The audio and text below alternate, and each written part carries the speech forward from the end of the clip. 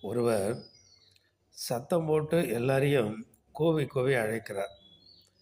நீங்க உடுத்தி இருக்கிற உங்களுடைய உடுப்புல, உங்க ட்ரெஸ்ஸில, உங்க வேஷ்டியா இருந்தாலும், அல்லது சட்டையா இருந்தாலும், அந்த பேண்ட்டா இருந்தாலும், உங்களுடைய வஸ்திரத்தில கறை பட்டிருந்தா, அது எல்லாவற்றையும் நான் என்ன பண்றேன்?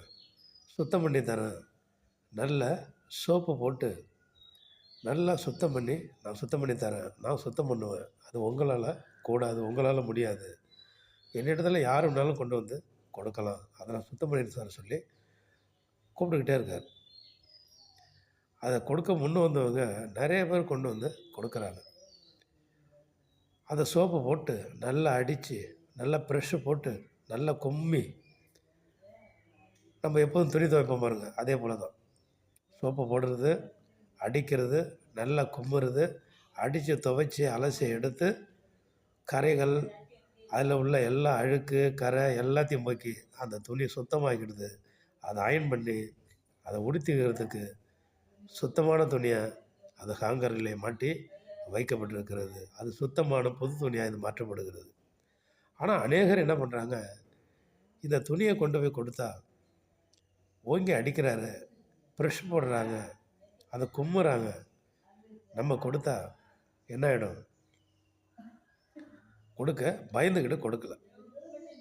இதில இந்த துணி யாருன்னா நம்ம தான். அத துவைச்சு, அடித்து, வெளுத்து, அத சுத்தமாக்கி, கறை போக்கி, அதை சுத்தப்படுத்துகிறவர் யாருன்னா, நம்ம ஆண்டவராகிய இயேசு கிறிஸ்து. நெறைய பேர் முன் வந்து கொடுத்தாங்க. அடிக்கும்போது தாங்கிக் கொண்டாங்க. பிரஷ் போட்டு தேய்க்கும்போது தாங்கிக் கொண்டாங்க. கும்மும்போதும் தாங்கிக் கொண்டாங்க. அத அடிக்கும்போது தாங்கிக் கொண்டாங்க. அப்ப அந்த மாரிலாம் தாங்கிக் கொண்டதுனால, அதை ஏற்றுக்கொண்டதுனால, நம்மள ஒப்பு கொடுத்ததுனால, நம்ம பாடு, கஷ்டம நம்ம ஏற்றுக்கொண்டோம். நம்ம சுத்தமாயிட்டோம்.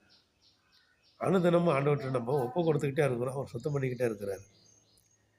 ஆனா, இத நம்ம வந்து அவர்கிட்ட கொடுத்தோம்னா, அவங்க அடிப்பாங்க, துவைப்பாங்க, என்ன பண்ணுவாங்க அதில? நம்ம அத கொடுக்கக்கூடாது அப்படின்னு சொல்லி, அவங்க பயந்துகிட்டு என்ன பண்றாங்க? உபத்திரம் நமக்கு வேண்டாம், துன்பம் நமக்கு வேண்டாம், நமக்கு காயங்கள் வேண்டாம், அடிகள் வேண்டாம். இதெல்லாம் வேண்டான்னு சொல்லி ஒதுங்கி இருந்தவங்க, அந்த கரையோட தான் இன்னும் வாழுறாங்க. அந்த கரையோட தான் இன்னும் இருக்கிறாங்க. கரை உள்ள துணி, அழுக்குள்ள துணி, எவ்வளோ நாள் தான் உடுத்திக் கொள்ள முடியும்? அத யாரும் ஏற்றுக்கொள்ள மாட்டாங்க. அப்படியாப்பட்ட துணிய விரும்ப மாட்டாங்களே யாரும்.